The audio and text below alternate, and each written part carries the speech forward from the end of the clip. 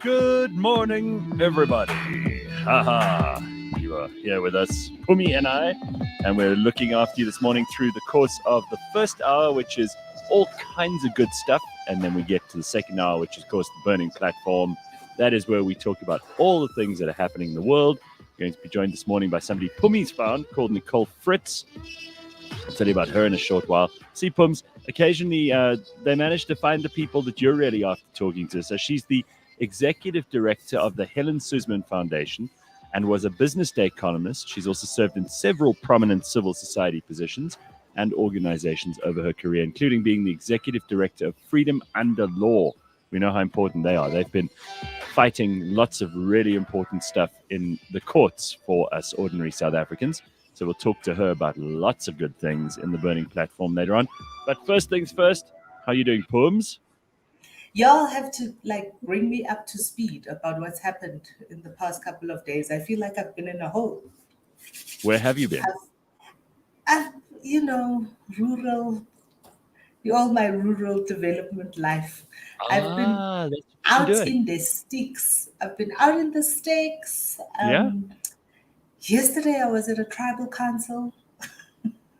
Oh, really? Yeah, they let people like me into those things. Let me into it. I want to know how those things work. What kinds of things get discussed? What goes down at these tribal councils? Most South Africans, the only tribal council on there is the one from Survivor. It's a little bit like that, right? There's all the indunas. There's the chief, and all the indunas sit around in a. And yesterday they were actually in the hall. There were a lot of people when we got there. It started about 10 in the morning, and people from the village come. So people from the village come. Some are there to make requests about pieces of land, to expand. If your children are grown up, you can always you can ask the chief for more land, and you get a piece of land, and they can go and start their own homestead. People, lots of disputes. Yeah. And are these disputes about land, about property, about lots of things, about community issues. In this particular community, one of the issues that has suddenly kind of become a big problem, is the drunkenness of young people. Last week we spoke about the chavs. Wow. Okay. Yeah, so of course. They have a similar situation, whereas young people, there's people in the community who brew a pineapple beer. Mm-hmm. And then all these young people, because we have an unemployment issue for all our young people. So there's lots of young people sitting around in the villages. Drinking. And drinking this pineapple beer that makes everybody, and then they're like lawless. They won't listen to anyone. And then they've now started kind of robbing people that are coming home from the grocery stores. So you've got your little groceries in your bags of Checkers or whatever it is. It's exactly like the chavs. It's exactly the same thing. Yeah. It just shows you. You could be in the middle of London, or you could be in rural South Africa, and the youth are doing the same stupid things. This is what happens with kind of youth that don't have anything to do out there, because that's what it is, right? Is they don't have anything to do. There's just too much time on their hands, and there's a whole group of you. Then you get to doing stupid things. So this is what they do in the tribal council. So is the chief's word final, or are there a bunch of elders who support the chief in all of this? I mean, how does it all work? It's all the indunas with the chief. So these are the elders that are with the chief, and all the indunas work a little bit like your counselor. So in the city you'd have where you know who your counselor is. They are your first point of contact. So that when you don't bring every little thing to the chief, you bring the big weighty meaty issues. Yeah. And at this chief has a huge a community center. This is where the hall is, where they have the chief's meetings, and he has these sittings every Wednesday. And at the community center, there's a computer center for young people, but still, there's a computer center with like about 50 computers and teachers and all sorts. And there's lots of land. They have lots of land out there. There was also a guy there yesterday from Vodacom. I don't know what he was about to say, but he looked quite nervous. I think he's there to look for a tower, to look for space to put up a tower. Well, it's true that these councils have enormous and wide-ranging powers in the rural areas. I mean, you can't just build something. You can't just start farming. People think it's just a free-for-all, but it really isn't. I mean, obviously, there's some chiefs who are more, let's say, fastidious and conscientious than others. But normally, if you wanted to build a shop somewhere, you need their permission. Yeah. If you want to start growing things, you need their permission. So it's almost a little bit like, as the way you're describing it, it almost sounds like a little bit of a cross between sort of a community where there's an appointed head. In this case, it's usually an inherited chiefdom, and the Indunas are the same, but it's a bit also like feudalism in Europe. That's kind of how it goes, right? It is, because the community land is also, even though it's jointly owned and it's got to be it's in everybody's interest and whatnot, it's also got to have some kind of rule structure. So, and some of these things, and this is a very contentious thing here in South Africa. And quite recently, there was an act that there are two things that are very contentious, particularly in KZN, because remember, in KZN, huge tracts of land are owned by Ingonyama Trust. We've spoken about this with Kanthan. They're not owned by the Ingonyama Trust, but they are presided over by Ingonyama Trust. And then there's also familial land, right? So land that belonged to my great-grandfather that's been passed down. And all of and these are some of the things that become issues, right? Particularly in families, is who is the person that inherits the land that was Mkulu's land, and of all the grandchildren. You have 10 grandchildren. Well, who's the grandchild? I mean, we saw this. We also saw this unfold when the Zulu king died, when Zelatini died, and Mr. Zulu eventually took over because they had to adjudicate and decide who's the new boss. Now, I mean, this is interesting because a lot of people say that, Africa has very different, specifically like tribal and rural Africa and South Africa in this case, very, very different systems. But actually, it's not that different. And the ordinary issues that those communities are facing every day are pretty much the same as the issues in almost everywhere else. You said London, with young people drinking. But I mean, the property stuff, and this is another area of great contentiousness, is like, no, property is something that was imposed on, black people by white people. And there is obviously some truth to that, because there was some white people who just seized property in the course of like the last 400 years. But property has always been an important part of how chiefs have administered their authority. You can own, as you say, familial property, which is sometimes clearly inherited by the eldest son or the son, one of the other sons, one of the daughters, in very rare circumstances, but it does happen.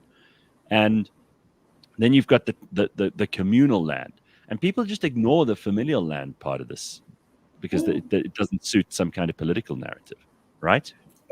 It really is quite fascinating. But also, what I've learned over the past couple of months as we've been doing this work, we have now we've met a chief in Limpopo. I told you guys about that, the chief of the Tsonga speaking people. Yes. This chief that we met was a Sotho chief, even though he's in KZN. I told you about that as well. And recently met the chief of the Ndebele. And they are all pretty young. they are all pretty young. They're about our age. They're in their 40s, um, which also has a dynamic, right? It also has a dynamic in that you've got a young chief who's got modern views of how the world is supposed to kind of reorganize themselves, and also surrounded by a lot of older indunas, so there's a dynamic of the power relation, and there's the old and the new. There's kind of how do we go into the 20, as we are now going into that 22nd century, hey? This new Well, it world. is. I mean, it really is interesting, and I love hearing about this stuff, especially from you because you're on the ground looking at it. And while you didn't have no knowledge of this stuff before, your kind of experience is helping inform me, because we also have massive reforms to do in this country, rural and urban. And as these reforms are enacted, in some places they are very fiercely resisted because people don't want anyone messing with their traditions or their ways that they've done things for hundreds of years. In other places, people are demanding change because they're like, it's not working anymore, right? Mm. And it's going to be, and every time I come on the show and we talk about what the future looks like for South Africa, and I keep saying to you guys that I think there's going to be like shifts and ructions and that are unbelievable, and I get like blowback, but that's what I But see. That's what I for me, see from the things that it I. does sound also like a lot of it will be disintermediated. In other words, there won't be as much central control. And the places that seem to work the best are usually the places where people are deciding for themselves which rules to keep, which ones to reform, which ones to get rid of. And I think that's much easier in a rural, homogenous environment where everybody speaks the same language. There is a common tradition. Do you think it's easier, or do you think it's I it's don't easier know. in like suburbia? Like you've spoken to us about this just again, this is such a microcosm, right? The whole tribal thing that you just described, and then your complex you live in, and the way you Hmm. describe that wall situation, it's very similar. I have to say, it's like the only difference is that you're applying to the city council on the one hand, who may or may not be better or worse or more bureaucratic or more like backward, or the chief in the rural area, who may be all Hmm. those things as well. Yeah, and all of the various modes of communication, right? So Mm, I have my irritating WhatsApp group in my yeah, complex. right, There's a community WhatsApp group. There is right. a So they're community using WhatsApp they're group. using modern technology to like let people know about things. It's quite it really really is a very um, complex. Complex is the closest word to it, but Mm, also very mind bending. right. Very mind bending. And then we worry about, so then I come back to Joburg and, look at the paper, look at what's on Twitter, on the internet, and on the main papers, and everybody's issue around carbon footprints and all of that. And Yeah. I think out there, the biggest issue, almost universally, is water, access to water. Mm, wow. That's the big thing, and we've been hearing about this for ages, and people have been talking about, oh, there's a water, but for those people, they've never had like reliable running water.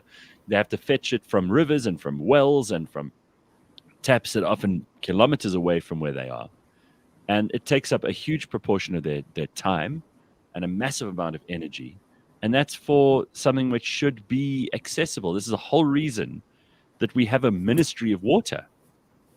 And it is absolutely irritating and awful in every way to see it Hmm.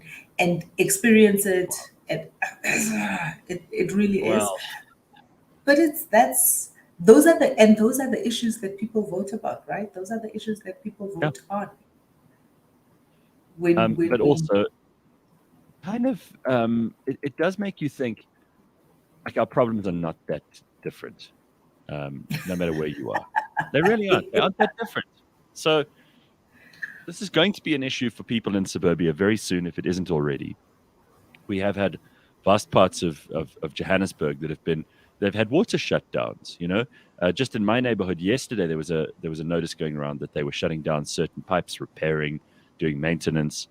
And obviously, in some areas, they haven't done maintenance for ages. So it's coming for us as residents of the suburbs or the urban areas as well. And if you haven't experienced that yet, get ready, because it's going to be an issue for you. And meanwhile, I see Senzo Mqunu is the Minister of Water Affairs. Hey, guys, do you remember that name? Do you even remember that name? No. People know what Senzo looks like? It takes me a long time to try and remember who Senzo Mqunu was. So right? Also, another one that's been in power in the government in various guises for way too long. Absolutely. Just don't forget that Lindiwe Sisulu was that minister until August last year, right? So he's new. He's new there now, but you know who the deputy ministers were? Pam Chwete and David Mahlobo. Now, Mahlobo was obviously the idiot who was in charge of intelligence for a while, and he's completely useless. So I don't know. I don't know what you make of that. And before that, it was Tokyo Sexwale. Nomvula Mokonyane, but it was Tokyo Sexwale in the Mandela administration, who was Minister of Human Settlements and then Water and Sanitation. They were all merged into the cabinet in one. That was one of the few ministries that was eventually put into another ministry instead of extrapolated out, because you know how many of those there are too, where they've like taken, okay, well, we need water, then we need sanitation, then we need human settlements. They've put these together, amalgamated them. But anyway, we'll have to see whether Senzo Mqunu is even at home to do any of this work. I mean, it's so funny. Some of the comments here, people are saying, Bongi says, it sounds a bit like Westeros. It does. Right, and then Sanele says, you took the words right out of my mouth. And Bongi says, it's all fun and games until someone wants to run all the kingdoms. That has happened.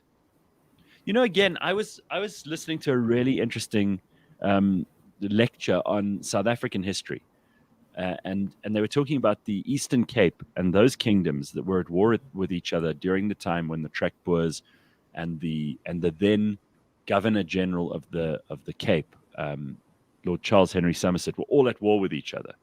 And it's not as if it was just easy. It was, you could figure it out. Well, the English and the Trek Boers were fighting, or the English and the Trek Boers were fighting the Xhosa.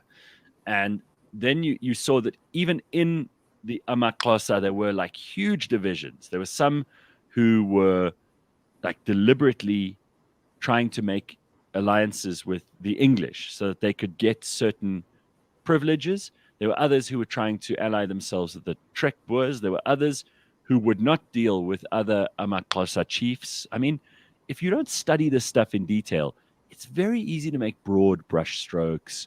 I mean, it's like people will say about tribal councils, oh, well, that's an antiquated way of doing things. But if you don't actually take the trouble to go there and to learn, like you are, about what people's issues are, you really don't have any room to argue about it on Twitter. You don't know enough. And out there, so in the areas that we've been in over the past 3 months, it's those battlefields, right? It's Rooksdrift, it's Sandlwana, it's all of those, Van Riemen's Pass, all those battlefields. So like you're just steeped in the history of it all. It's very exciting for a history nerd like me. Well, in September, I'm actually going to see some of those battlefields, which I've been threatening to do for ages, and I'm finally doing it in September this year. So that's next month. Oh, nice. Yeah. Where are you going? So it's a place called Three Trees Lodge, I think. And I'm very, very excited to go. I've never been to like northern KZN. I mean, I've driven through it on the way to the coast, but I've always wanted. I remember I spoke to you about this, Pumi, and we were going to arrange a whole thing, and like Muzi was going to take me, and we may still do that. Who knows? But I know how busy you guys have been. But we might bump into each other because we're going down in September again. We may do. I mean, it'll be amazing. I would love that if we can organize to like coincide the trips. That would be phenomenal. But Okay, yeah, that's offline conversation. That's amazing. Yeah, I think that would be amazing. So I mean, I'm just blown away by like the history of KZN. Did I show you this book, which I'm also making my way through? Hold on a second. So I'm reading this, which is The New History of South Africa, with Herman Gillimer, wow. who's one of our great historians, Bernard Mbanga, who's at the Northwest University, and Bill Nasson, who's at the University of the Western Cape. And while a lot of this is kind of, the biggest part of it is focused on post-94, right? There's a huge amount of really detailed history in here about fascinating stuff that happened in KwaZulu-Natal, which is where, like, for many of the origin stories of South Africa and its people, it happened in that province. And it's such an interesting like balance of power that happened there, because really the Zulu kingdom was enormous and powerful and influential. It met head to head with, you know, these emigres, these white Boers who'd come from originally Holland and Germany and France, and who now were looking for a place to live. And, you know, there was this huge difference in culture and language and history and everything. And then you've got, you know, the mighty British Empire, and they all kind of met, and it was totally unpredictable which way it could go. There were battles that were completely won by one side. There were battles that were won completely by the other side. And there were battles where it was very hard to figure out which one and adjudicate which one actually won. And I think, you know, if you're going to make sort of broad and generalized statements about the history of South Africa, you're just missing out on so many of the great stories. You know, you're missing out on the incredible, as you said earlier, complexity of these stories. We could totally make our own Game of Thrones. That would blow. Oh yeah, everything totally. I know that there's a remake of Shaka. There's somebody is doing a friend of mine who's a casting director, and they have been casting with a huge international production. Yes, a remake of Shaka Zulu. Well, which is do you remember the original one with Henry Kele? I still have it and watch it every. My best friend and I still watch it every now and again. Just, you know, as a child, reminder of. As a child, I loved that show so much. Now I know there was quite a lot of like violence and stuff that should upset children. I was obsessed. When I tell you obsessed, I was like, I would do all the dress ups at school, either as, you know, one of those umtagati or the sangomas or as Shaka. Like, I was obsessed with it. There was a place in the mountains near us where we lived, where they'd recreated a Zulu homestead of the like 1700s. Oh wow! And it was authentic. And the people who lived there still lived in the same huts. They built the same way. They would make, you know, the same traditional weapons. They would make their food the same way. It was called Pezul. And we would go there, and I used to beg my mother to take me, and I forced my brother to go with me as well, because we just loved this thing. I was no, it was a proper like obsession. I love it. I love it. I was into it in a big way, hey. And I remember. Can you see how many people in the comments are doing the soundtrack? Boom, boom, boom, boom, boom, boom, boom, boom, boom, boom, boom, boom. I loved that. Wasn't that also? That was Margaret Singano, wasn't it? It was. Yeah. No, I remember that stuff, and then I went and I became obsessed with visiting like places where like significant things had happened. But obviously, it had to be close to where we lived, because my poor mother wasn't going to drive like miles and miles and miles into like northern KwaZulu-Natal. But we did go to the original site of Dingan's homestead of Mkongondlovu, which was quite a way from home, and you know that was it is quite a way. Yeah, but that was interesting. I mean, I could have spent days and days and days there. And you know, I'm talking about being a kid of somewhere between 12 and 14. That's amazing. It's amazing that your poor mother. Yeah, poor mother. But I used to have all this paraphernalia. Like I bought a cowhide shield and an assegai, an ikwa, and I had no, I promise you, I had all this stuff all over my room for years. I've still got all of it somewhere. I've got that shield somewhere in the house here. Yeah. And the whole story of Shaka, I became obsessed. And then afterwards, Dingan, and then after Dingan, Mpande, and after Mpande, Chwayo, and so on and on. And to me, that stuff is such rich South African history. I just wish people would take an interest in their own back garden rather than worrying so much about what's going on in Brazil or America or China or anything else, because we've got stories to tell. I must tell you, it's good shit. It's really good shit. So It here's an is. interesting story. Zuziles said, I was in Kwadukuza with friends on Saturday, and we visited King Shaga's grave, which is a must visit. Yeah, there's actually quite a lot of controversy because they're not entirely sure if it's exactly the place where he was buried, but they've now erected a statue there, and it's got some like protection around it in terms of like fences and things. But for a long while, obviously, it wasn't looked after, and they say that it may be that there was a little bit of confusion as to exactly where he was buried, but we know it's somewhere near Stanger in Kwadukuza, and people have more or less determined that that's where it most likely is. But wow, fascinating history there, and the way he obviously died, and kind of this incredible intimacy and Stabbed in battle, the back. yeah, by his brothers, Stabbed in the no less. Sanele says, we're cut from the same cloth, G. I ate Shaka Zulu up. I cried like a little bitch when they betrayed him and stabbed him in the back. Yeah. I mean, now we obviously have so much revisionist history going on, and people are starting to write the story more from, because in that Shaka story, he was obviously the hero and Dingan was the villain. But people are saying that there may be more to it. There always is with history, right? Of We all course. like to see people as good people or bad people, and in every single slice of human history, there's always like villains and heroes. And for a long, long time, Dingan was the villain, and people are now saying, well, actually, Shaka had become very power hungry. He'd lost his mind. He'd become extremely violent. He was unpredictable. The kingdom was like It, very but uneasy and what weakened him was the death of his mother, and absolutely this is not Gandhi. an unknown history. But what weakened him was the death of his mother, and how distraught he was by Sure. it. And initially there was the period of mourning, which is always the demise of kings will always be around when the nation is uneasy.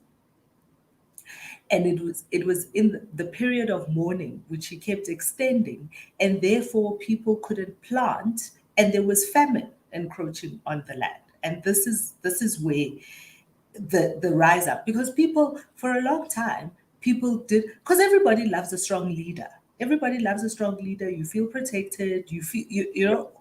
But as his grief overtook him, and Mhm. therefore he no longer cared about the issues of the kingdom, and Well, people were going he ordered hungry people. He also to ordered be people killed. to put their livestock to death, Mm, mm, because he said, well, if I've lost my mother, then every calf in the kingdom must lose its mother. And there were all mm. these cows put to death for no good reason except Shaka being sad, And and that was where, so I mean, this yeah, is, you know, this is what weakens kingdoms. Even if you look at us and our strife in this country, right, is what makes people unhappy is yeah, when their lives are immediately impacted by the Game of Thrones, by what is happening over there in the, ivory towers of power. When it hmm starts to hit my pocket, when it starts to the cost of traveling, the cost of fish oil, yeah. then strife, and then the people revolt. Biasin says, I lived in Zululand for 13 years. The first 13 years, it's beautiful. I'm sure. Tracy saying Shaka had serious mommy issues. True. You wouldn't have said that to him. You would have been impaled. Yeah. Yeah. And then I was just starting to think that maybe the weather was getting better because yesterday was actually lovely. I mean, I spent a lot of the day in a t-shirt and jeans. And Rebellious Ruth says, "Oh no, this Sunday and Monday is going to be freezing. There's snow expected on the Drakensberg." Ugh, really? I knew it was too good to be true. Winter never leaves without drama. Winter never leaves, just quietly leaves and summer starts. There's always drama. There's always that last, haha, Yeah, it has to give you you thought it has you. to stab you in the back like Shaga's brothers. All right, well that was a very interesting half hour, and forgive me if you're not that into Zulu history, but I can't help myself. And Pumi's telling me about the modern way that things are adjudicated in tribal councils, and it just got me going down that story of kind of where it all started. And I love this stuff. So if it was boring for you, I promise we'll stop now. It's good. But It's good for us. It's good for all of us. it's time to check out some headlines, though. Let's see what's going on. What's in Um, the news? First of all, Mark Zuckerberg has announced new privacy features for WhatsApp. Do you want to hear about this? Because every time he does this, I get a little bit nervous. They've decided that they will be able to leave group chats silently. They will be able to, that's us. We can control who sees our online status, and we can block screenshots on view once messages. That's interesting. So, for example, What? Block screenshots on. yeah. Oh, So, you can send someone a view once message. So I suppose this is for what? For sexting? That's the only reason I could think people would want to send a view once picture. It's like if you're sending someone. Maybe they have like sedition on the mind. People are sending. Maybe it's like treasonous stuff. Bongi says, "I hope Pala Pala is listening."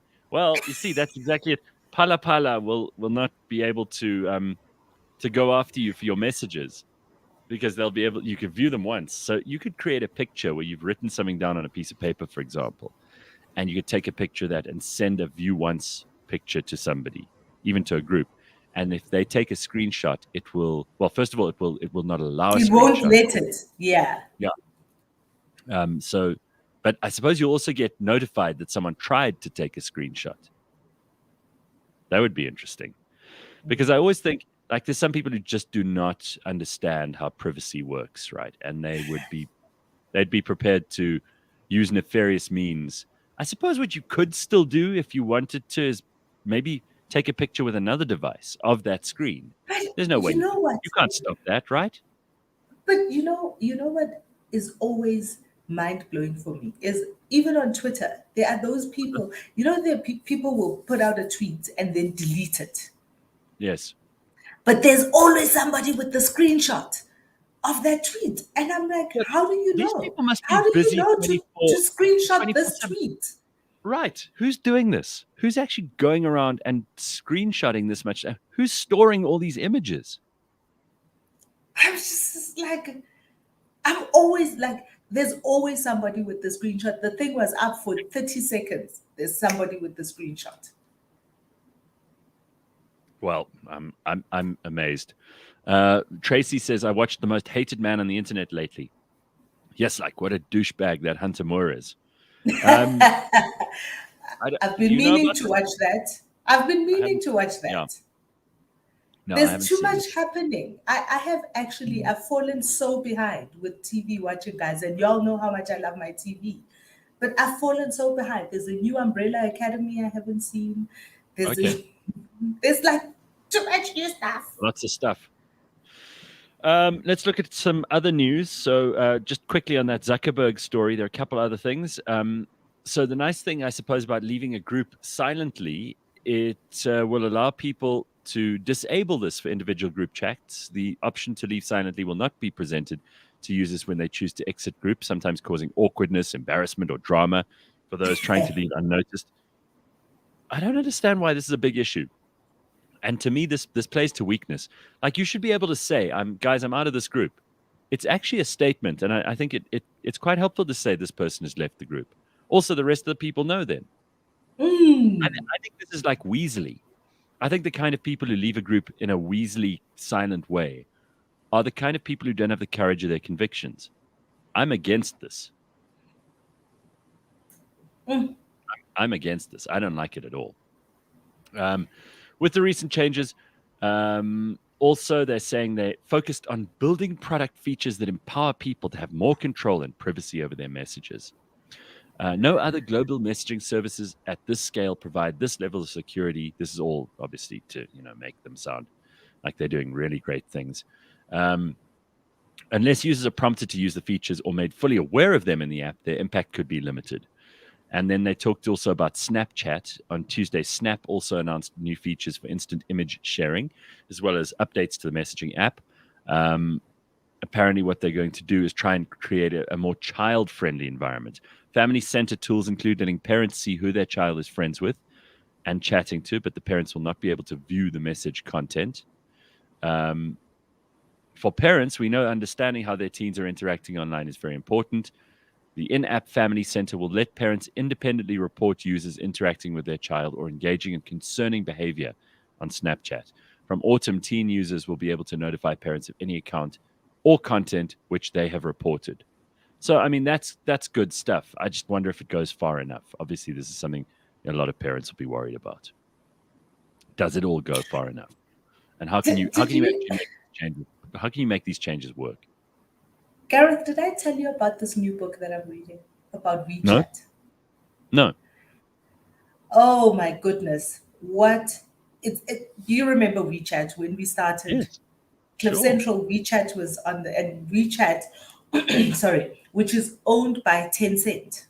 Yes. And Tencent is really one of the reasons that Naspers is still making money every day. Yes. And this book is called Influence Empire by a guy named Lulu Chen.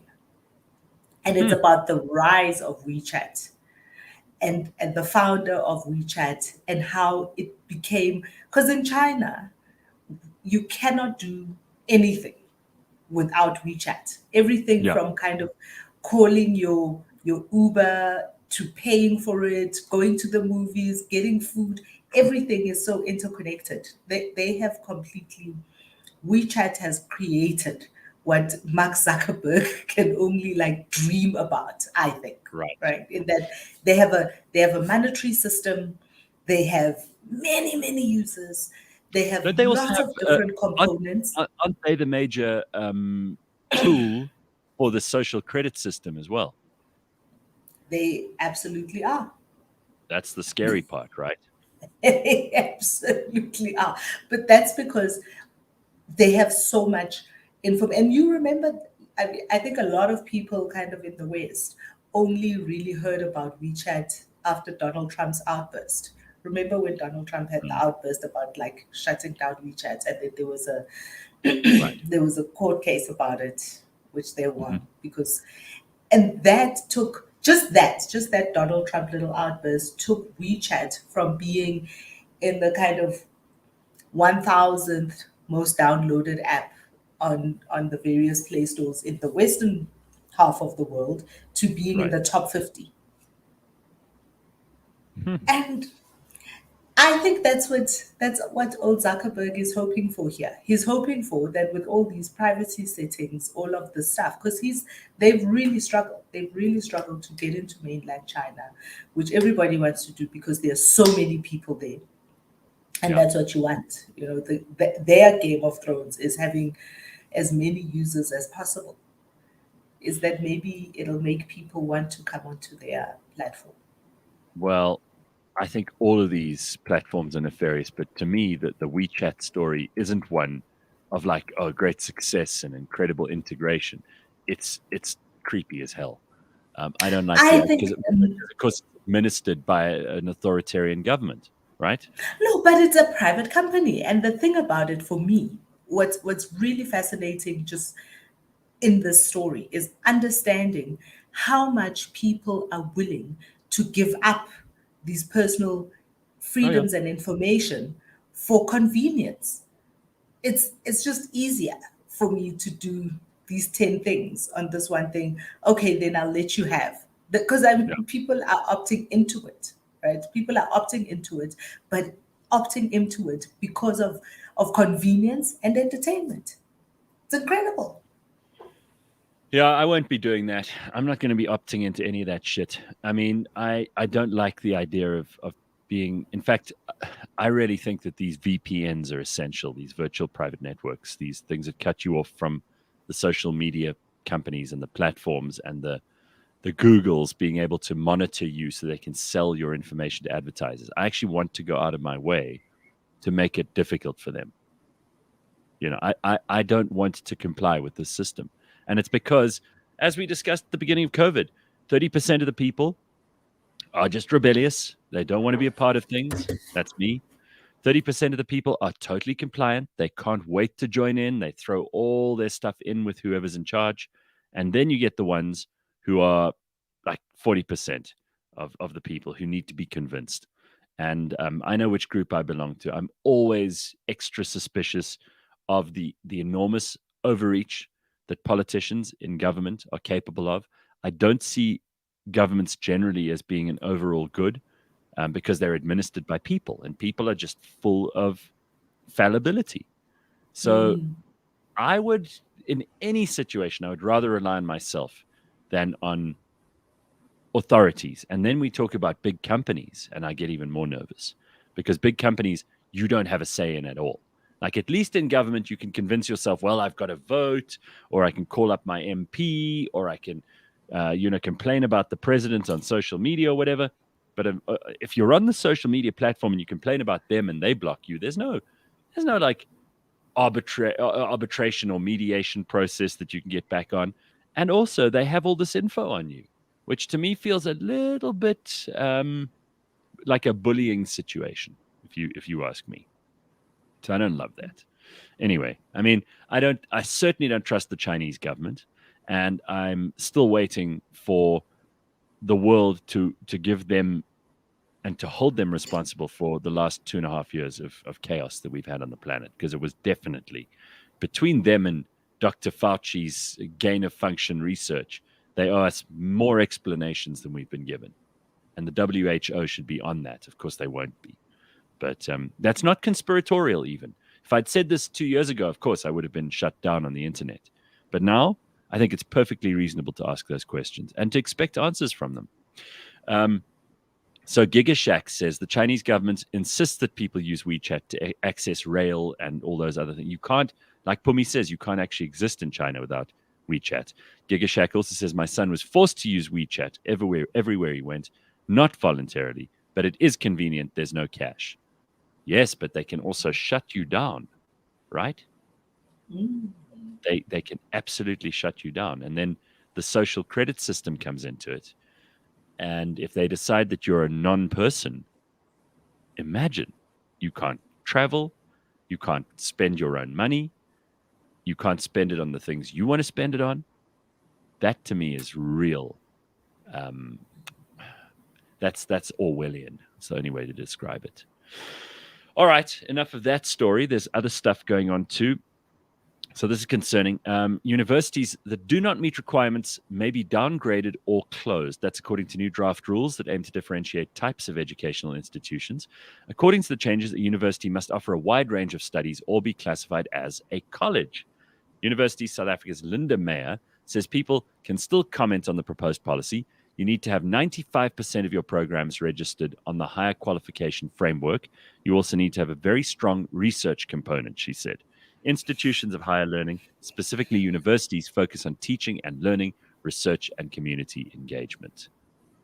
So, I mean, does that all sound kind of obvious? it sounds very nefarious for me.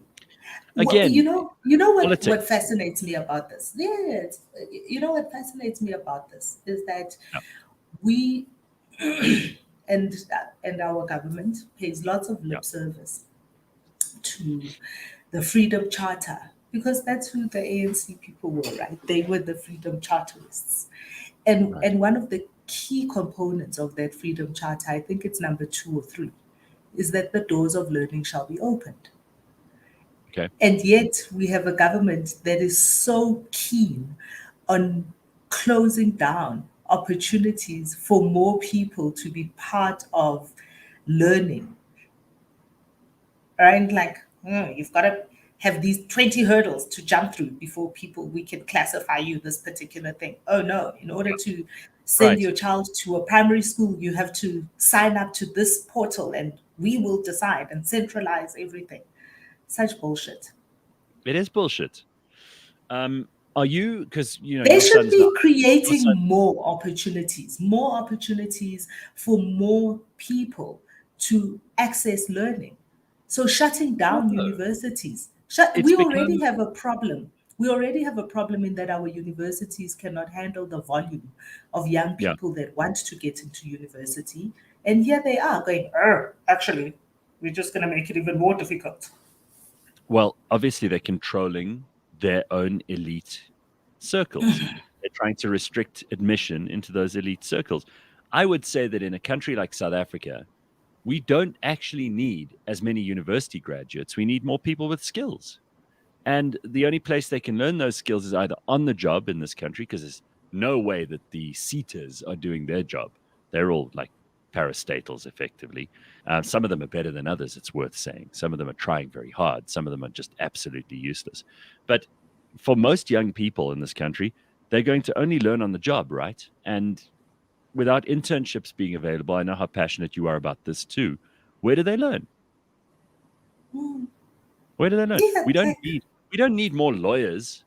We we definitely don't need more lawyers. We don't need any more philosophy graduates. I mean, those are always great, but they're not going to boost the economy. What we need is people with skills. We need people who can fix things, build things, repair things. Those are the people we're looking for in South Africa, and that's also where there's a huge opportunity for us to develop manufacturing, to work where people have skills and crafts that are available to be exported internationally. Those are things we should be working on, and you don't need universities for those. And I think these universities, they slowly but surely talking themselves out of a job, which is ironic because a lot of people go to universities so they can get a job. But the reality is, like, a lot of these universities, and I think the pandemic had something to do with this too, people were like, whoa, hang on a second. University for many people is just an extension of your parents' house for an extra few more years while you live on a campus and you get food and accommodation. And you come out with a degree that's not particularly helpful, that can't be applied in the real world. And for most South Africans, they look at that and they go, nah, I'm not paying the kind of fees that they're asking for that. It's expensive. That's expensive accommodation and food, you know? So but it's something to think. no, but you know what we also need? We also need knowledge creators. We need research and thinkers. We need Hmm. people to create new knowledge systems. So Yes. somebody in the comments here was talking about how this tribal system that we were talking about is so kind of, it's like the dark ages, coming out of the dark ages. But I think what we need deeper understanding of what works in those environments and how we can pull that up into the rest of how we do things and the rest of how communities are organized. I think No, we need, and on the one hand, I absolutely agree that we need um, more practical skills like plumbing and boiler sure, making. But sure. I also think that we need a hang of a lot more thinking skills, more individuals doing more research about new ways of doing things or what worked and that we can tinker with to make Mm, new, right? So I think about Israel and the fact that out of a desert they have created essentially a land that can hmm. produce grapes as big as your head and Yep. export them all over the world. But they Hmm. didn't do that because they had plumbers. They did that also because they have lots of researchers kind of going, how do we use hydroponics Hmm. to better our country? But And don't you think? therefore, But don't you think those kinds of people that expand the knowledge base and that do research in these areas. Those are your masters and your PhD and your Absolutely. those are the people at the very high end of higher education. And absolutely, I don't have a problem with that. What I'm saying is we're churning out all these bachelors of like arts degrees, which are, I don't know that that's really been a good use of people's money. I say that as someone who studied in the humanities, so I'm allowed to be self-critical about this. I don't think it was useful. I believe that all those things, it was nice to study, but those are things I could have read about in my own spare time. It does nothing, and it proves nothing, and it is not a gateway into any job. And that piece of paper is pretty much worthless that says I've got history and political science and international relations and that I studied those things at university. It means zero. And I'm not going to contribute to the knowledge base in any way. You taught me more in the first half hour of this show this morning about the system of tribal councils in this country than I would have learned at any of the major universities. I can guarantee that in a bachelor's degree. And that for me is precisely the point. You've got to start somewhere, right? So the fact that we have this huge network of tribal councils in South Africa, and we have not as yet No one studied them. Distilled Yeah. what it is that worked and how they were able to hold for so long, hold peace and hold community relations that work and have lived for all these centuries. The fact that we haven't done that is really, and you need both. I think what you have to understand is what I'm saying is that you need both. Why hasn't someone at one of the universities done a study? And forgive me if I don't know that there is such a thing. Maybe there is. Maybe someone has studied this. Why hasn't someone decided and discovered and distilled and explained the taxi system in South Africa in a detailed, systematic way where we can actually see who runs the taxi business in South Africa, where we can see what percentage of ownership is held where, how the drivers pay, how the owners reimburse, who actually owns the taxis, the SA taxi company we need to know about. Like, no one's gone into detail about that. The only people who know that are probably some bureaucrats in the Department of Transport, and even they have probably a tiny slice of the total overall picture in their purview. I would love to know more about that because it's so influential and so powerful in this country. But instead we'll study like American I met a professor, gender grievance stuff. That'll be the priority. Who's recently retired. You say that. I met a professor who's recently retired, and he used to be head of logistics, because that taxi stuff you're talking about is logistics at UJ. And he had one of his PhD students was actually doing a study about buses and taxis in the township. That was his PhD paper. So there is a study like that. And I just happened to have a very fascinating conversation with an old man about it. I must look this up. Clearly, I'm missing out. You see, because that information is important as we develop our cities. So as Johannesburg and Pretoria merge into one through Midrand, right? It's incredibly important to understand how to plan the city and plan the roads and plan around all of those things and all of those networks. Absolutely. Anyway. Well, just one quick thing to bring us full circle this morning, because we love these stories that bring us all the way around. Tshwane is to be without water for 53 hours in some places. Now, this is a big story. So we were talking about water earlier, saying how in the rural areas, this is the most important concern for most people, is running water that is clean and that you can turn a tap open and the water will come out. So the city of Tshwane will be shutting down the water supply in various parts on Thursday. That's today. That means residents could expect to have water shortages for up to 53 hours in some places.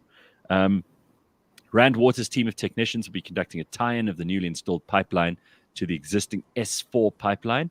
It is planned to start at 5 o'clock this afternoon and will end at 10 o'clock on Saturday. And it's expected to take a total of 53 hours. Residents are urged to use water sparingly during this time to prevent reservoirs from running dry. They should also ensure that they store sufficient water that will sustain them for the duration of the shutdown. So there's some good advice from someone called Lindela Mashicho. Any relation, Pumi? No, I'm going to assume not. Water tankers and Bowsers will be on standby. No, will be on standby for alternative water supply. The City of Tshwane apologizes for the inconvenience, but they are going to be maintaining things. So they're going to shut down the Cornwall Hill Reservoir, the Corribrick plant, the Gasfontein Reservoir, and a whole lot of others, including Moroleta, Queenswood, Cineville, Waverley, Valeria. So it sounds like it's going to affect a lot of people. Mamelodi, Kuduznek, Kilner Park, Easterist, all of these places will be. So go on, check what's going on, because it may affect you. And I think it's probably a good idea that people are made aware of this stuff so that you can take the necessary precautions. Otherwise, you're going to have no running water until Saturday, from this evening until 10 o'clock Saturday morning. Make sure that you've taken care of all of that so you don't end up with nothing coming out of it. So for people who've not lived in areas with lots of like water shortages like that, can I just give you one small piece of advice? So how you flush your toilet is you fill the water in the cistern. You don't throw it into you put the water into the cistern. And if you're really sharp, you put a brick in the cistern as well. So it takes up some of the space so that each flush is just a little bit. Right for me? Yeah. Don't pretend you don't know. Don't pretend you don't know that thing with the brick in the cistern. That's important information. Because it's sometimes people who've always had like running water in their toilets don't know these things. You think that the water must go. No, the water must go into the cistern. Unless you have one of those fancy toilets where you can't even see the cistern. Then where you just have a button. No. Do you know what I want to put in just as a final thought here? And we can discuss this maybe on another show because we're not going to have time in the burning platform. I want to put in a urinal because that uses much less water. And I live in this house as a guy on my own. My bathroom is just for me. And I don't see any problem with having a toilet and a urinal. And I think a urinal will use less water. You can stand up. It's very convenient. I'm going to put one in. What do you think of that? That is a great idea. Corona's Boring's also got a really good one, because also you forget to do this. If there's no running water, turn off your geyser. It will like burn your element. Very good idea. Don't pay an electrician. Don't say we don't love you, people. Giving you practical advice to live your waterless lives. So as Corona's Boring says, don't pay an electrician 1,200 to 1,500 Rand to change your geyser element. Switch off your geysers if you're going to be in an area where they're switching off the water. Obviously, that's if you know. And by the way, so this happened to my brother and sister-in-law. Last bit of advice on this one. If they're going to shut down the water, make sure your children have closed the taps, because the kids turned on the tap the other night. And, you know, the kid will turn the tap all the way open because nothing's coming out. And then they just leave it. And then the next day, they wake up to water all over the floor. Flood. You don't need that. It happened to my brother and sister-in-law. It also happened to my neighbors. So your children must be taught to close the taps, even if nothing comes out. Okay? Really important, useful information, that. All right, we will see you in a minute for the burning platform. Got plenty to talk about this morning. Just get your thinking caps on. If you've got any questions, any comments, anything you want to talk about in particular, we're going to be doing that next. That's coming right up.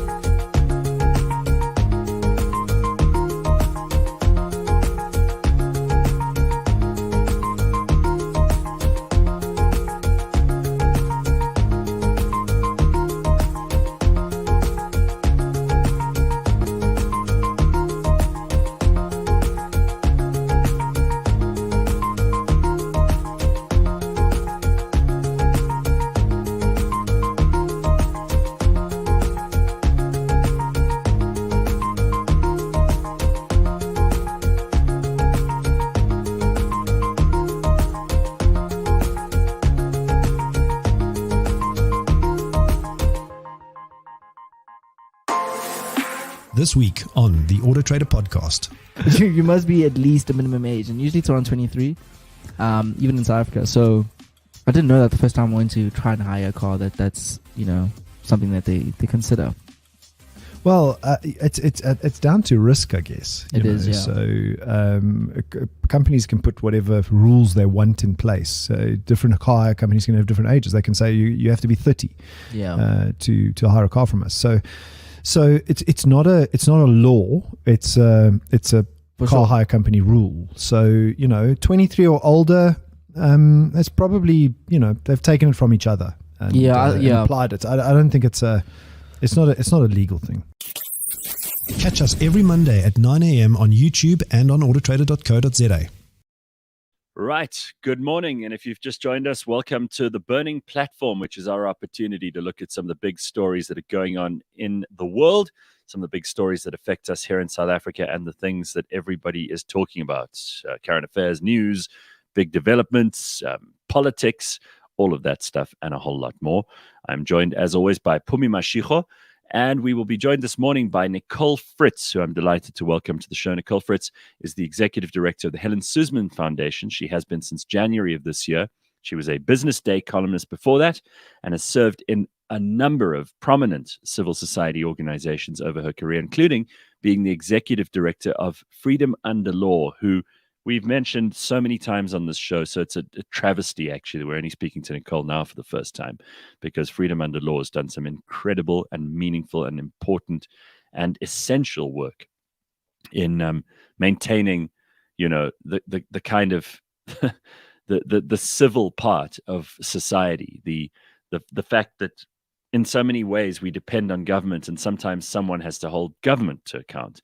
Freedom Under Law is a massively important part and a component of a free and hopefully functional liberal democracy like South Africa. And we certainly can give them credit for having done much to foster and forward the cause of a society that understands the rule of law, a society that tries to make things a little more free, a little more sensible, a little more fair, in a country where there's so little of that's going on. So we're thrilled to have her here this morning. She's also been executive director of the South African Litigation Center. So we got lots to talk to Nicole about. Pumi's here, and Nicole, it's a great pleasure to welcome you to the show. I'm really, really sorry it's taken us so very long to get you on, as I said in the introduction, but I'm delighted to have you with us this morning. No, thank you. Thank you so much for that incredibly generous introduction. It's very nice to be here. Thank you. Well, it was Phumi who actually sent your name to the producers and said, we have no excuse to not have Nicole on after all this time. And really, I did mean that you've come up, if not by name, then certainly by the organization's names that you've headed. The Helen Suzman Foundation has done tremendous work, even long before you joined them. They continue to. But Freedom Under Law, just tell people a little bit, for those who don't know and for whom my introduction was perhaps scant, give them some idea of what Freedom Under Law has been up to, and also what the Helen Suzman Foundation's mandate is. Sure. So just to start off with, and to tell you a little bit about Freedom Under Law, and that was a terrifically generous introduction, and I wish I could take credit for the incredible work that Freedom Under Law has done. But I think, real tribute should be paid to Judge Johan Krichler, who was one of the first Constitutional Court judges appointed by former President Nelson Mandela to sit on that court. Judge Johan Krichler is the chair of Freedom Under Law. And it was set up more than a decade ago. I think really one of the reasons for it being put together, and the idea is to defend rule of law and constitutionalism in South Africa, was what happened in respect of still current Western Cape Judge President John Hlophe, who had made an overture to two then sitting Constitutional Court judges, sought to influence them to essentially render judgment in favor of then it was expected that he would be president, Jacob Zuma. He wasn't yet. A complaint was then lodged by the Constitutional Court, all the judges of the Constitutional Court, against this attempt to improperly influence the highest court. And I mean, it's just hard to imagine a more terrifying sort of prospect of sort of attack on the independence of courts than a judge president of so busy, so prominent a division as the Western Cape Division, making an approach on judges in the highest court of the land and asking them to essentially render decision in favor of a man that was expected to be the president and then subsequently was the president of South Africa. And that complaint was put before the Judicial Service Commission. And initially the Judicial Service Commission, and it should be said, Judge President Hlophe put in a counter complaint against the judges of the Constitutional Court, saying that they had sort of besmirched his reputation.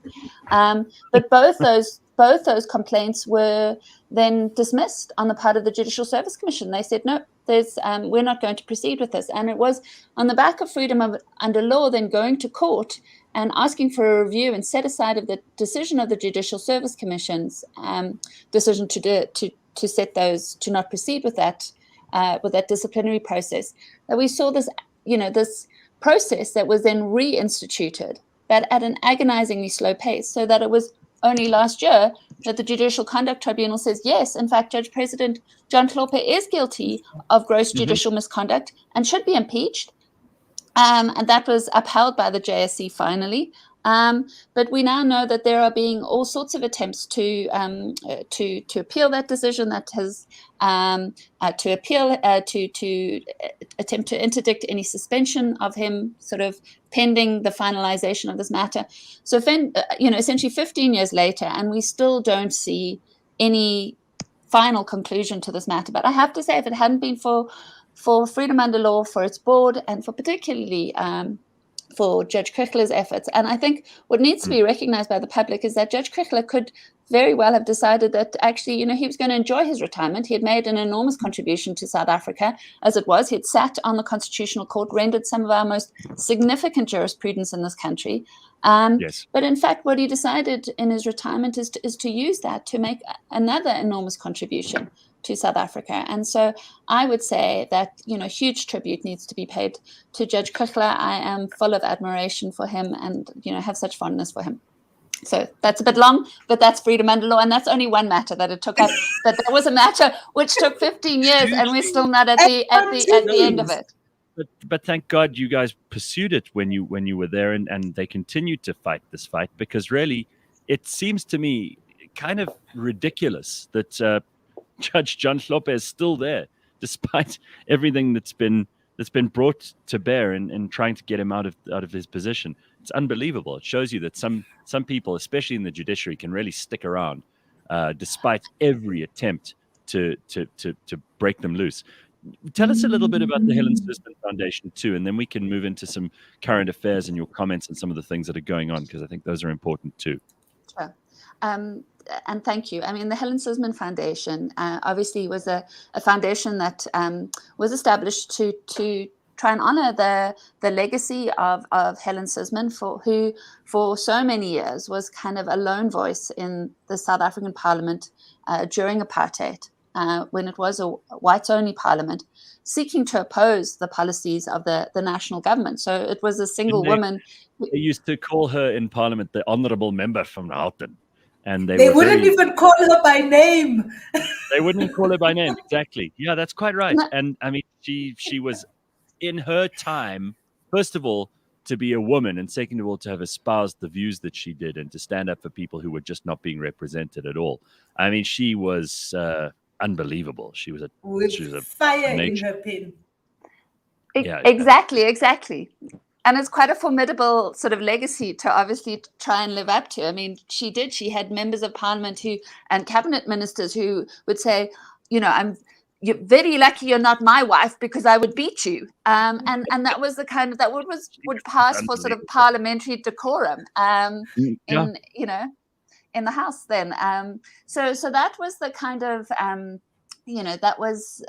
that's the example, that's the legacy that we're trying to live up to. And it's about sort of protecting, strengthening, promoting a liberal constitutional democracy in South Africa. So really trying to shore up rule of law and constitutionalism with the intention that would better sort of promote the rights of all South Africans, right? We know our constitution is replete with a number of human rights that are protected in the Bill of Rights, to ensure that those are protected, those are given life and realized. And so that's very much the what the mandate of the Helen Suzman Foundation is. As you've indicated, I've only taken over at the beginning of this year, so I haven't been there for very long. It has done a tremendous amount of work. As I said, it's got this legacy, this quite intimidating legacy to try and promote and uphold. And yeah, we're doing some exciting work. Sounds terrific. I'm really, really pleased that there are NGOs like these that are able to do this stuff. A lot of people are very nervous about NGOs because all over the world, there's some of them that do tremendous work, and there's some of them that are also quite nefarious and get involved in lobbying in ways that are very single issue, let's say.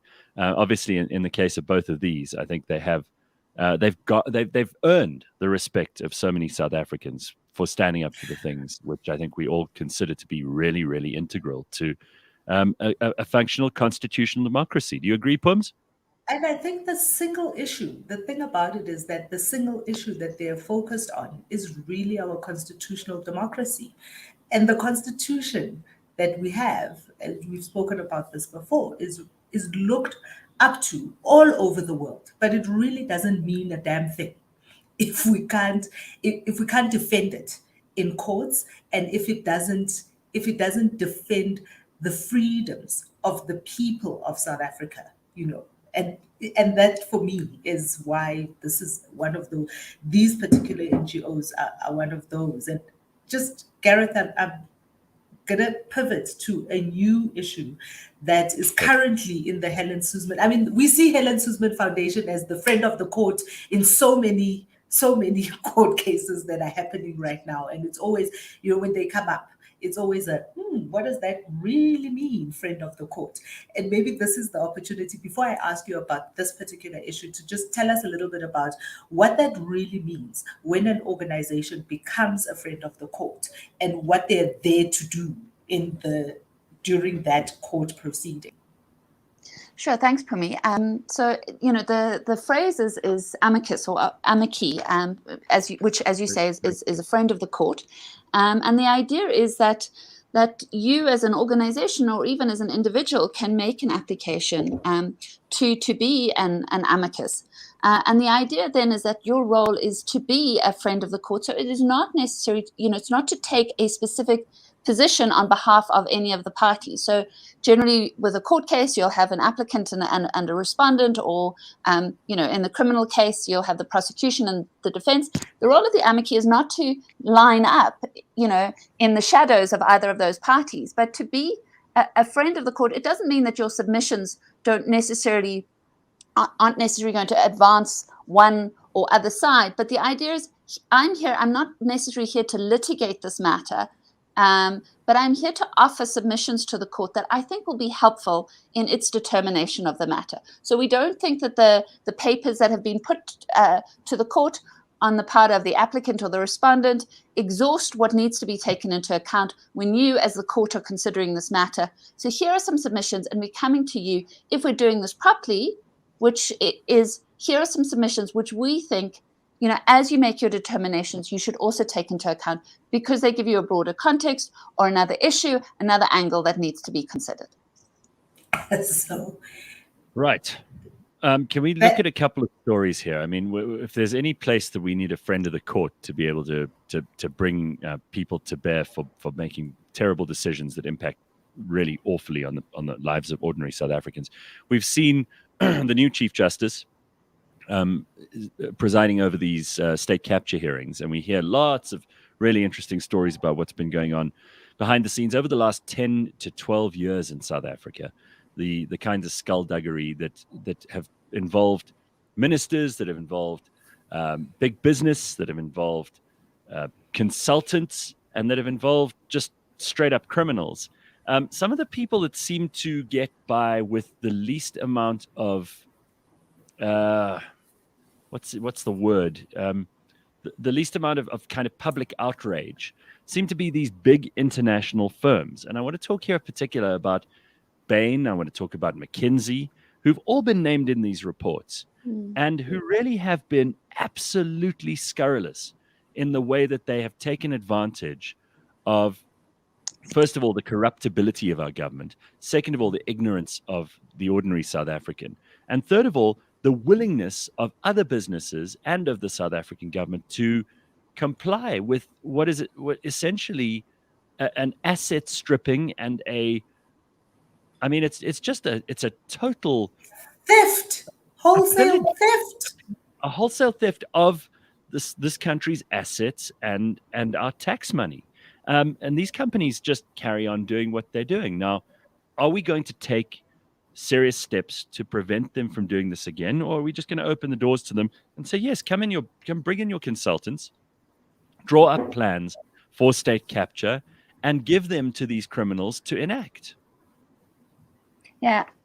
I mean, I couldn't agree more, Gareth. And I have to say, Bain is one that really makes my blood boil because, I mean, obviously, government and government actors, and we've seen just the kind of wholesale corruption that has been exposed through the Zondo Commission. Obviously, those officials have taken an oath to serve in the public interest, and to the extent that they have deviated from that oath, that is really horrific and probably the greater crime if you're going to compare these things. But the fact that these prestigious blue chip international corporates have come here, and in the case of SARS, right, the South African Revenue Service was a kind of global model for revenue collection. It was held up around the world as an example to be emulated. And, it had doubled its revenue collection in, a short number of years. So here it is.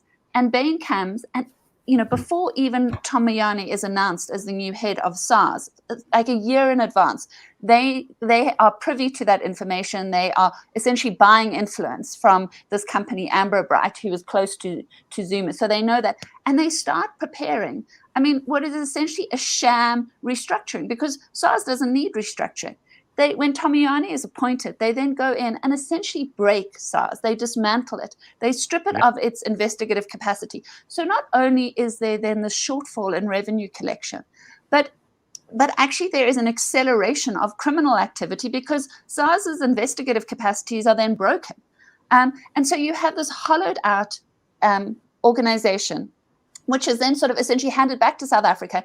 Millions and millions are charged in fees, to the benefit of Bain. And what's not understood is that in a developing constitution such as ourselves, right, if we are to realize on the promises of the constitution, and particularly socioeconomic rights, so rights to access healthcare, housing, education, all that depends really largely on our revenue collection. You incapacitate SARS and you essentially break our constitutional democracy. And this is what Bain does. And then Bain says, initially it's kind of denied, we've done nothing wrong. These were kind of maybe, kind of rogue apples in South Africa, but actually globally we didn't know, which is nonsense actually, because the global partners were absolutely integrated into the South African operations.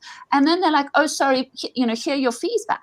But of course, if you are going to make good on the harm, they need to take into account that South Africa basically lost billions in revenue collection as a result of Bain's activities at SARS. And really, there has to be action taken, ideally at the hands of our authorities. It cannot be that Bain receives its stiffest penalties from the likes of the UK government, but you have to applaud what the UK government has just done. Jacob Rees-Mogg announcing that there's a 3-year ban on Bain, that it will not be receiving any work from the Cabinet Office from those 3 years. And that's as a result of the efforts of Lord Peter Hain and Athol Williams, the whistleblower, who has left South Africa because he has faced such danger.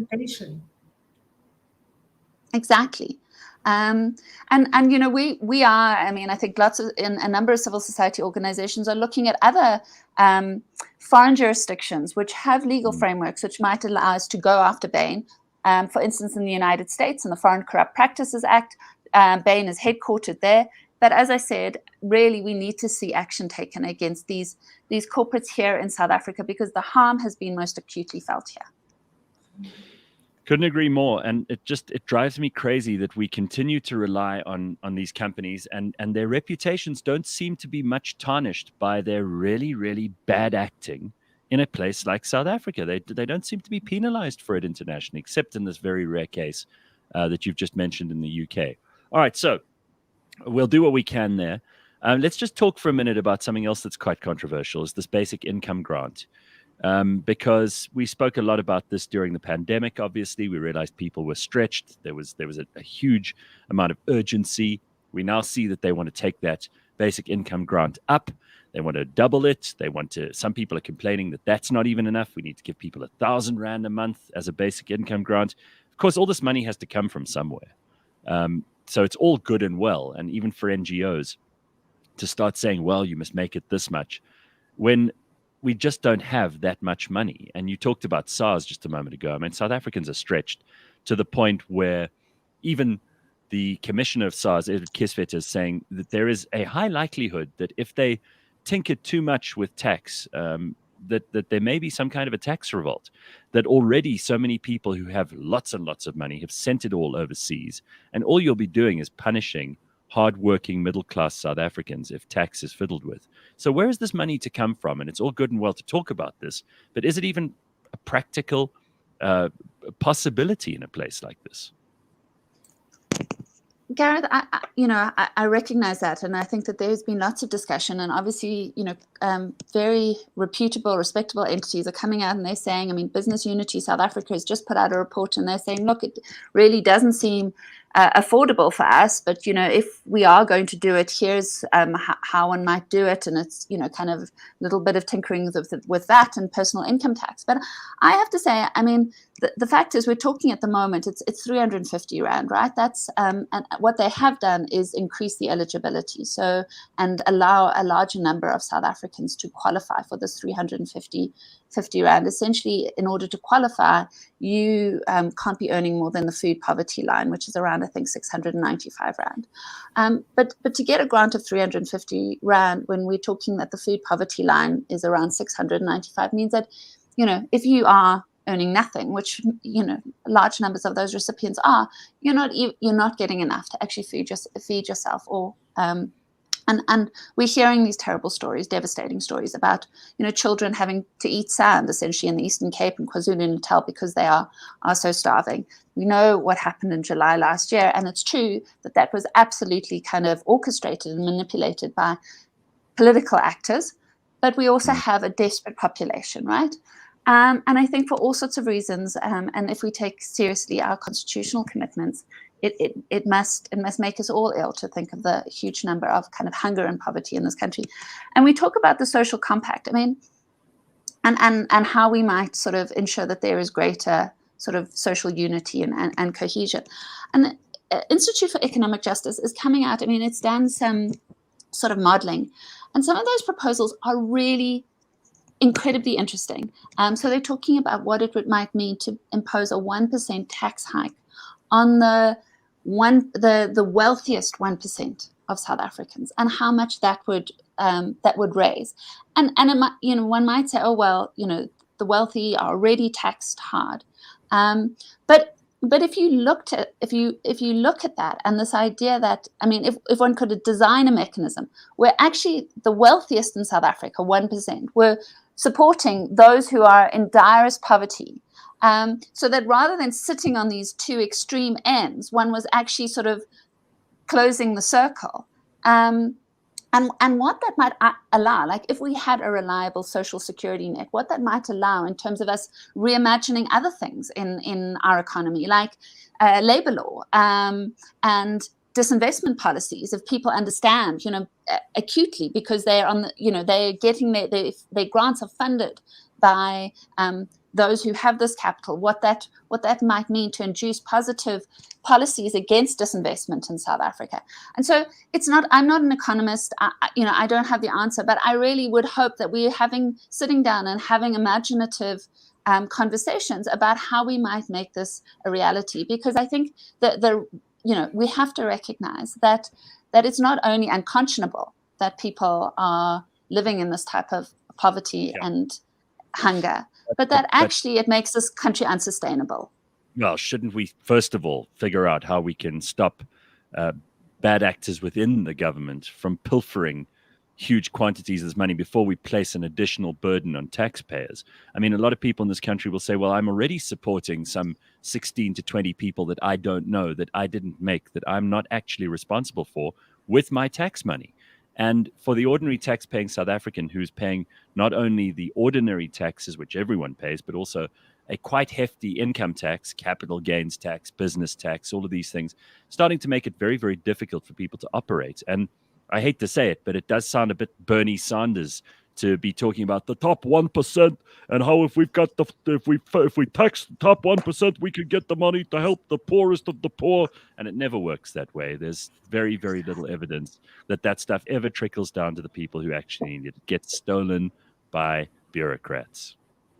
Well, I think that, I mean, I don't disagree with that characterization of South Africa. I also think, I mean, one of the things is nobody's saying this is the silver bullet, right? I mean, this idea that this is going to sort of take us, and suddenly we'll be a happy, stable, secure society is nonsense. That, this type of conversation and discussion also has to go alongside all sorts of other policies about, directed at economic growth and job creation. Absolutely. So it's not about it being in isolation. But I do think that we have to recognize, right, that we are an anomalous society in the sense that, one, we are the most unequal in the world, right? And even after imposition of our fiscal system, so our tax system, which is redistributive, even after that, we're still more unequal than other countries in the world prior to a kind of fiscal prior to them being taxed. And so, it can't be, oh, well, it's not worked anywhere else. I mean, we have to look at a solution that is specific to South Africa. It does become ideological and it becomes almost like religious, this idea of we've got to address inequality. And we see governments all over the world trying to do this and failing because it requires social engineering of the kind that has led to nothing but ugliness and devastation where it's been employed. And I as much as I understand that people are upset by, and rightly so, unfairness, inequality, inequity, wherever they see it, nobody can help feeling sorry for people who have absolutely nothing, unless you're a complete psychopath. And nobody can help thinking, well, it seems that completely inappropriate that someone should have 8 houses and 16 cars where, other people in the country have nothing to eat that night. But this obsession with inequality, and I mean the Gini coefficient, which I think you tangentially refer to there, is the measure by which all of this is calculated. There are obviously lots of poor people and lots of rich people in every part of the world. And these arbitrary borders that we've drawn around our countries are a very bad way to formulate where and when and how people are adjudicated to be rich and poor. I mean, you could look at the Eastern Cape, for example, and you'd be hard-pressed to find anyone who's living, a billionaire lifestyle over there. You could look in Gauteng, you'd probably find a few more. But this obsession with the extreme rich and the extreme poor kind of leaves all the people in the middle who are keeping the country going sitting with nothing to talk about because they're just victim of whatever tax system is employed if they're at the top, or they're victim of whatever government incapability of distributing that tax. They fall victim to that, on the other hand. It just doesn't seem to work. But also, I don't think it's that imaginative. I mean, when the conversations about the basic income grant are not very different to the conversations that were had all those many years ago by the squeezers of this world. And what failed, I think, in that system, and there's no way that we can look back and say, well, maybe the initial grant system did lift a lot of people out of poverty and did kind of grease the wheels for a lot of individuals to be able to move out of their poverty. But what we never had is we never had a system that says, how do we take off these people from this reliability on this grant, right? And so if you don't have an exit system on the other side, is you simply just have lots and lots of people coming into the grant system and standing in the queue for grants, and never in any way on the other side saying, how do we get people out of the grant system? And I think one of the biggest flaws of the basic income grant conversation that we are having is really a conversation that is unimaginative, in that it says, on the one side, we're going to tax these people so that we can redistribute the tax on this side. But that's not very imaginative. There are many other ways in which to look at how do we lift people out of poverty? How do we move people out of the environment that they're in? And what does that look like? The reality is that we don't have the thinking, right? We don't have, and we spoke about thinking in the last hour. We were speaking about thinking and the research and the information that needs to go. We don't have the people. We don't have the people in Kisbeta to say, how do we fix SARS from where it is? We don't have the people in our ministerial positions to fix it, because they only see one lens, and their lens is an old lens with which they are looking at all of these things. And this is why we keep getting stuck in this malaise that we are in. You know, that's just my thing about the basic income grants. I think we're stuck with old thinking. It's not new. It's not imaginative. And it's not going to solve our problems. I would say, as I'd said, look, I mean, nobody, and certainly it's not the position of the foundation that this happen in isolation, right? It has to go alongside, job creation, stimulation of the economy. I mean, we're talking about a grant at the moment of 350 Rand, right? I mean, it doesn't even meet the food poverty line. It's not as if it's, that money, and the studies have been done. This is not a disincentive to actually join the job market if there is a job available to you. But the fact is, and I mean, I know it might be boring, but the fact that the reality of South Africa is that there are children who are going to bed malnourished. There are adults who are going to bed without food in their stomach. And the fact is that if we want a sustainable South Africa, we are going to have to address that. And we're going to have to show that the Constitution actually takes seriously the reality of those individuals' lives. And so it's not. Go ahead. No, just that the idea is that this is not something that is there in perpetuity. It's not something in place of job creation and economic stimulation policies, but it's there as a basic underlying social security net, which is essentially promised in our Constitution in terms of social assistance to those who need it. Well, I mean, we saw in America, and it's the most obvious example I can draw from recent history. During COVID, we saw the government literally writing checks to Americans of all kinds, and particularly poor Americans. And those amounts were not insignificant. They were high-level grants. And government didn't say you could do this or that or the other with your money. They just gave you the money. And it was paid into people's bank accounts. And it led to people sitting at home, quitting their jobs, and doing less. And that's obviously if you give them enough. If you give them too little, it does absolutely bugger all, because they're unable to actually fight the poverty which is keeping them in its tight clutches. And it makes it very, very difficult for those people to make themselves independent of government, even for that 350 Rand plus. I think it's just so undignified that our government thinks it's something to boast about, that we have 16 or 17 million people on 350 Rand a day. I think that's appalling. I think that is, it's a dereliction of duty of the highest order by government, that they've mismanaged the economy to the degree that many people are dependent on that little money, and consider it, and the government considers it an achievement. It's outrageous. I mean, I think, again, there's much to agree with there. I mean, you see what the US economy is doing, the job creation numbers, right? I mean, so that there was a helping hand created, and there has been significant sort of economic growth and job creation, and in recent months in the United States. I think that you are right, and just to underline again, there's also huge amounts of inflation that's been created, and that is going to affect absolutely everybody, especially the poor. Yeah. But that's what happens when governments just print money and they hand it out to people. It's not a way to guarantee any kind of long-term prosperity for anyone. This whole it's not. No, and it's not. modern monetary theory. I mean, this is, if anything is disproven modern monetary theory, it is precisely this. Am I right? I mean, even from your days at the Business Day, when this was, you remember when, what was his name? Piketty. Thomas Piketty came out here to South Africa, and he was regaled as some kind of financial genius, and his ideas were considered to have been revolutionary and thoughtful, and academics all over the place were in high praise of his ideas. If anything has proven that modern monetary theory is an absolute disaster, it has to be that Janet Yellen herself the other day said, the woman who was, first of all, in charge of the Fed and was printing money, and who's now acknowledged that she just doesn't understand inflation. Those are her exact words. I didn't understand.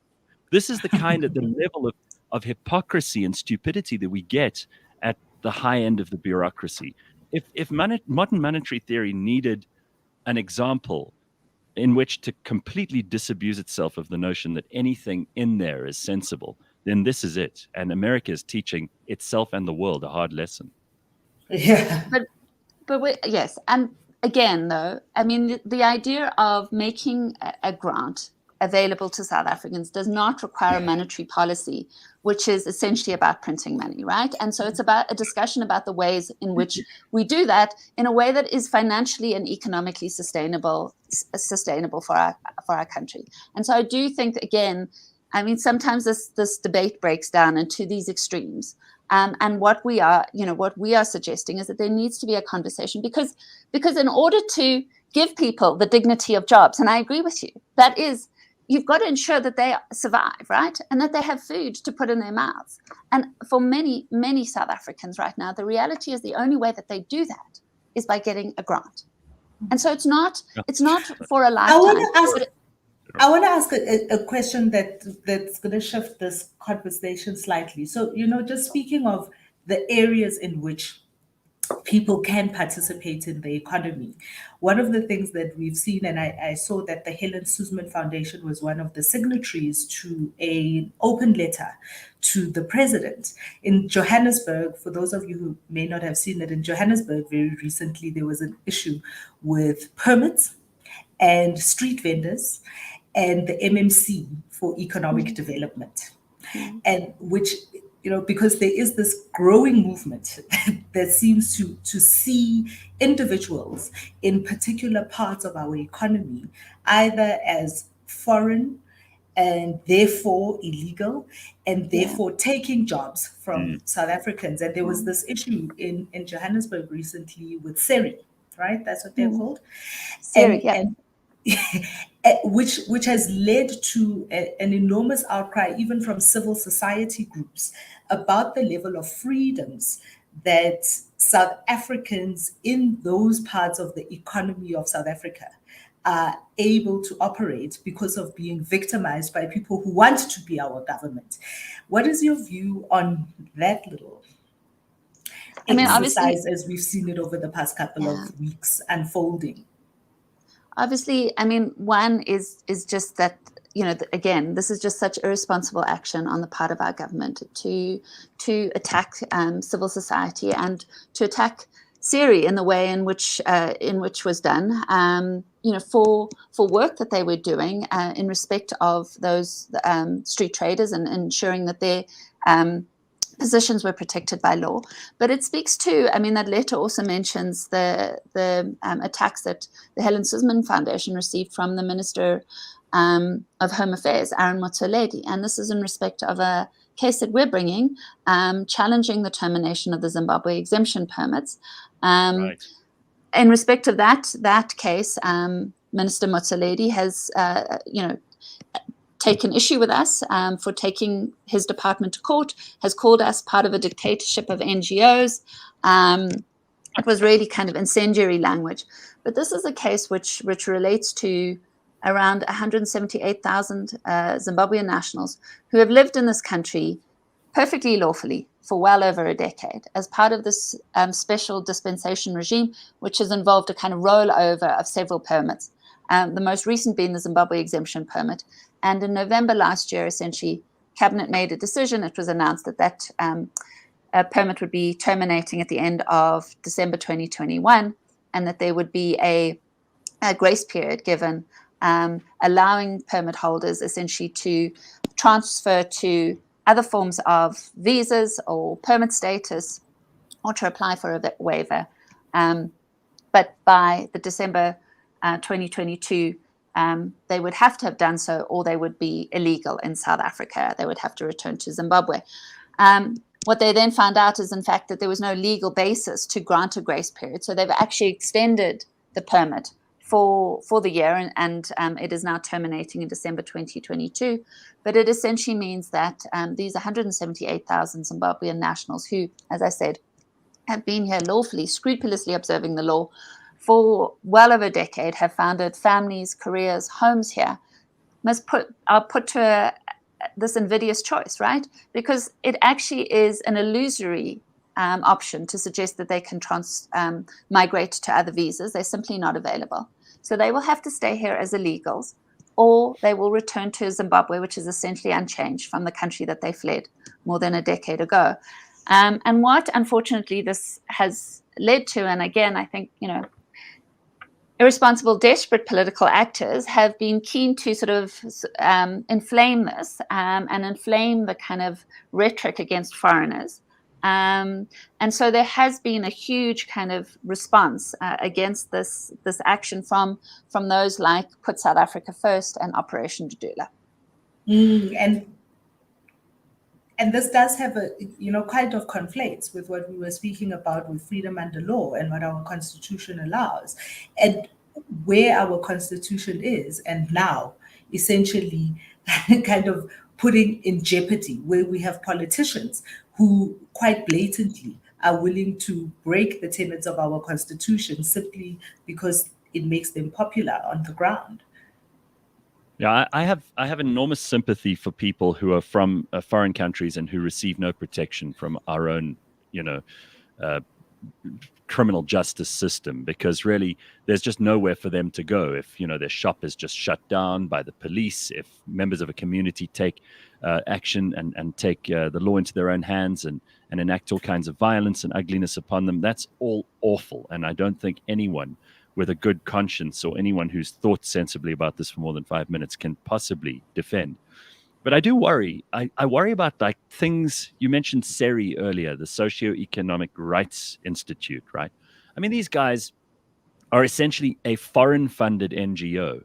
And this does concern me because these people are trying to change policy and they're trying to affect the way that South Africa is run, when South Africans have very little to do with their mandate because their funders are all international. And some of them, to my mind, I don't think some of them are particularly interested in what ordinary South Africans want. And this is where Operation Dudula and these kinds of things come from, because people are looking at this going, hang on, it doesn't seem right to me that someone is taking care of their interests, but they're not taking care of mine. And we do end up with massive amounts of dissatisfaction in communities that are already stretched to the maximum. So why should someone like SERI, with all of their international funding, be telling my government how to tax me? So, Gareth, that's great, because actually this is a criticism that is made against all of us in civil society all the time, right? That, oh, your funders are foreign, you're kind of sort of agents for, I don't know, various imperialist forces. I mean, that's not how NGOs work, right? I mean, the fact is, we are there. We do work in the nonprofit sphere. We rely, because we're not a commercial enterprise. We do rely on donors, and most of us, I mean, certainly, reputable organizations like SERI, we take, donations from across the board. I mean, it would be great, and there are some really fantastic South African philanthropic donors who give money and do so generously, but actually, it's a really limited slice. And then there are, international-based organizations, donor organizations who give money, and there are a large variety of them. And my sense, I mean, I don't know in detail who SERI's funders are, but I imagine that they are, some of the, well-known, established international donor funders, and the relationship works in ways. There's no kind of like, oh, we're having a meeting and you will do this, receive your instructions. I mean, the fact is donors come as they do, as investors do in sort of startups. We like your ideas. We like the work that you're doing. Here is your money. You have to report to us as to what you're doing, but we don't hand you a mandate as to what it is that you're required to do. I've never encountered that in my years of working. I suppose the biggest funder there is the Open Society initiative, Open Society International, which has clearly got a globalist bent and are into things like open borders and all the rest of it. So that does run counter to a lot of nationalist interests in South Africa, and particularly around people like Operation Dudula and people who are more interested in, if you are not from here and you are not complying with the law, then frankly, we don't care about your rights. And that's how they feel. I don't agree with that necessarily. But if that's true, if open borders are an important part of why certain organizations fund certain other organizations, then I think that should be something that the people of those countries are aware of. I mean, places like China, they don't allow any NGOs from outside. They don't allow any funding from outside. Now, we don't want to end up like that, because obviously, and there's a limit even in the States to what philanthropy is, what kind of donations especially international. But also, Gareth, I just want to say this, so it's not always philanthropy either. Sometimes these are absolutely political interests. And interests. I'm not going to get territorial about imperial control from all over the world and all that stuff, which you rightly point out, Nicole, is mostly nonsense. But I do think there are a lot of very nefarious and dangerous competing interests out there. And sometimes I think that it is disingenuous. Gareth, but I do think that it is disingenuous of Aaron Motsoaledi, who is a minister in our government, who has levers of power at his disposal, to then also hide behind this, there's some nefarious, they've got the power. He is, in fact, what he is doing is he is scapegoating foreign nationals and also the foreign donors of some of these organizations to hide away from the fact that he is running a department that is dysfunctional. It is his fault if his department is unable to process permits in a particular period of time. It is his fault if his department is unable to manage and kind of look at border control. It is his fault if his department is full of corruption, that individuals within his department are easily manipulated or can be bought to create documentation that for nefarious reasons. And he is unable to say, we have faulted here and we are going to fix it in this manner, in this amount of time. It is easier for him to say, there's an imperialistic kind of, there's somebody over there pulling the strings, and these strings are meant to make, and this is the problem with what we are seeing. Right. But I also think it is problematic when you have individuals who are supposedly vying for us as South Africans to vote for them, to take out the current government and put them in power. And they use the exact same excuses to scapegoat on, punching down, as it were. Give us your ideas of what it is that you are going to do differently. How are you going to fix this without making it somebody else? It's their fault. It's not our fault. Yeah, correct. Couldn't agree more.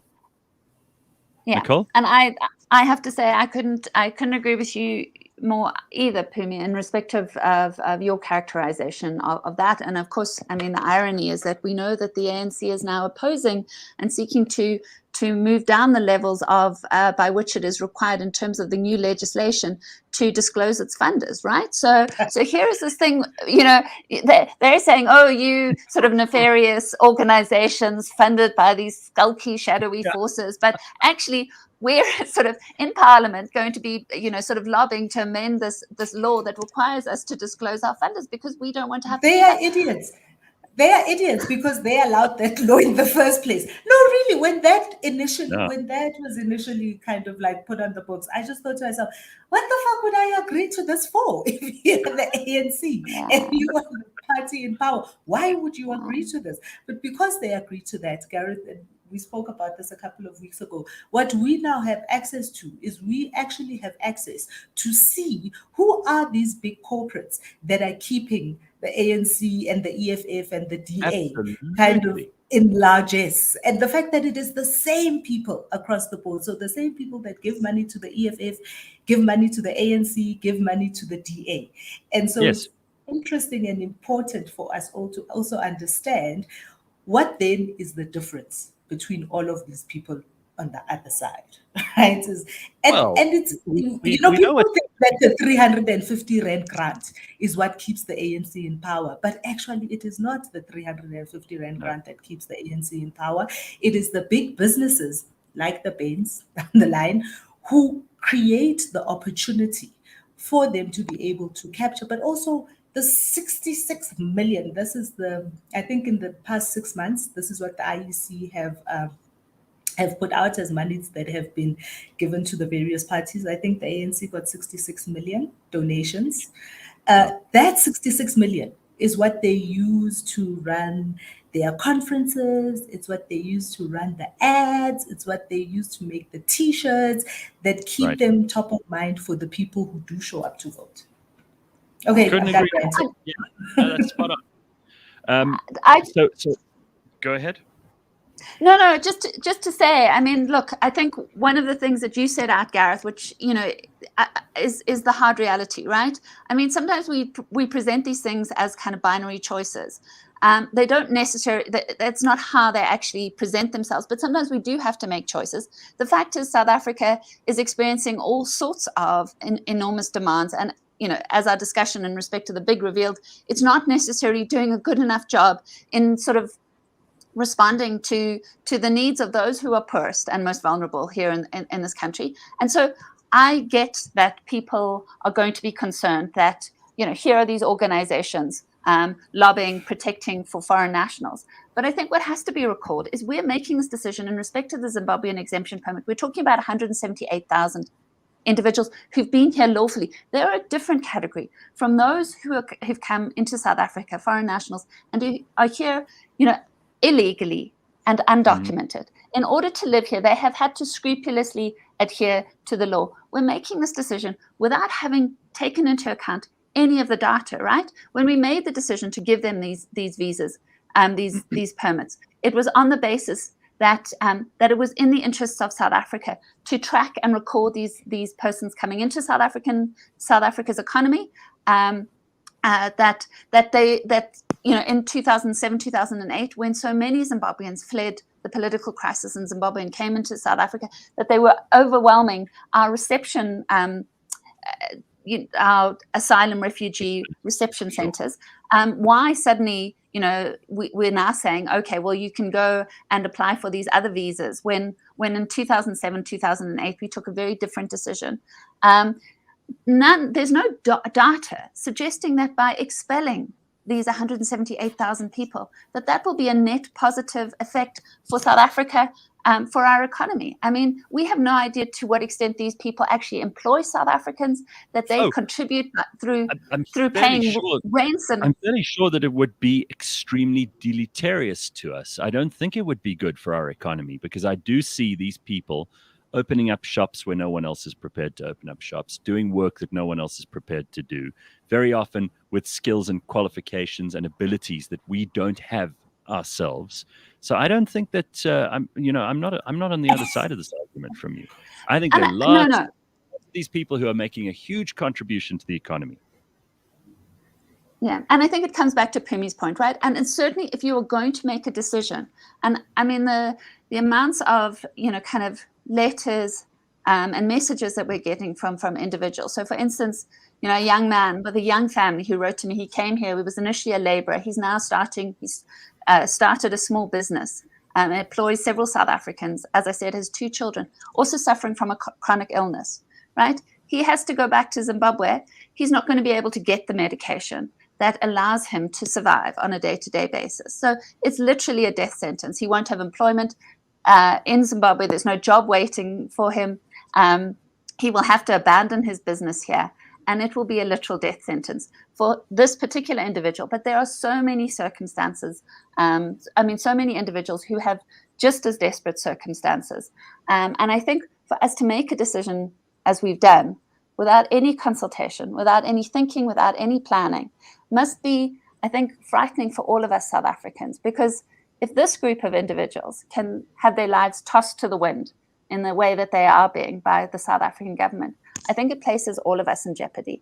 And I think that that is a reason that all of us South Africans should be concerned. And again, just to say that, of course, acting to seek to protect and defend the rights of these individuals is not at the cost of also working and lobbying for the rights of South Africans. And there it's not a, either or situation. Yeah, I think that's very well put. And I agree with Pumi earlier when she said that actually so much of this would be solved instantly if we just had competence in cabinet and in government and in the executive branch of government. If people were just able to actually do what our already plentiful laws give them the ambit to do.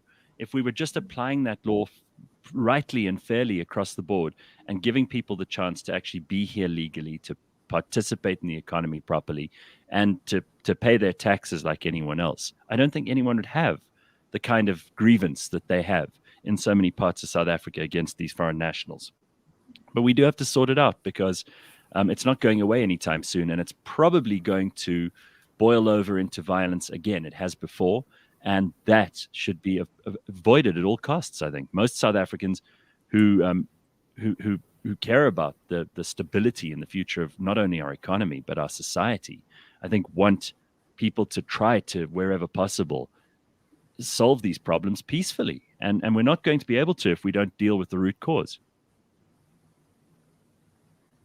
All right. Well, a good place to end it. I think it's a good place to end it. It's a good place to end it. It's also, we're out of time, and really, Nicole, it's been such a pleasure to have you here. First of all, to explain some of the work that the Helen Suzman Foundation does, the stuff that you and so many others have done at Freedom Under Law. It's terrific that there are NGOs that are more than pulling their weight in a society where so often other more important players are not pulling their weight. It's good to see that there is a solid civil society.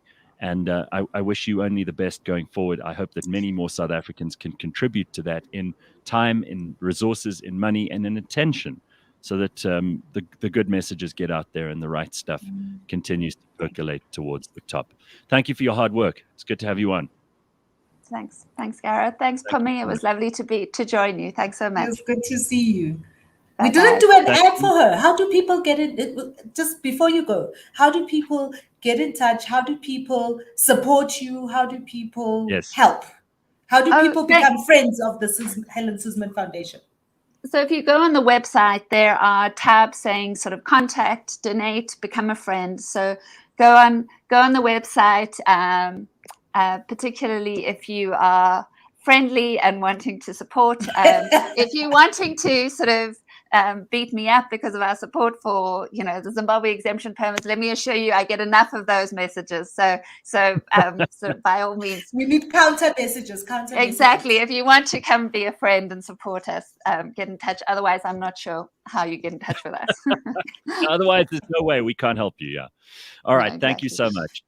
All right. Terrific stuff. Thanks, Bye. Booms. We will see you next week. Cheers, everybody. Have an excellent Thursday. Bye-bye.